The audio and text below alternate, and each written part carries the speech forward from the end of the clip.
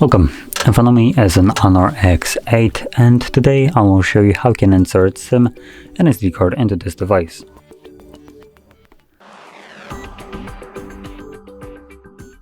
Now, before we get started you will need to grab a SIM ejector which comes provided with the device in the box, but if you can't find it you could just grab a paper clip, straighten out one of the ends and it should work just as well.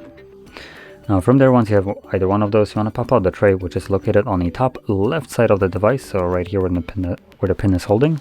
Push the pin in and you will see that the tray comes out. From there, just pull it out all the way and you'll have space for either two different SIM cards, so you could place one of them sideways like this, or you can use one of each, which is what I will be doing. Like this. From there, carefully insert it back into your device.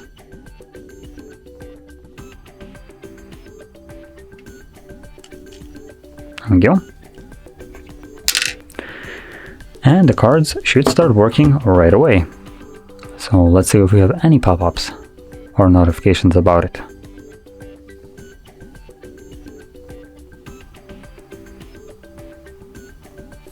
Nothing in here, so let's just go into the settings and storage.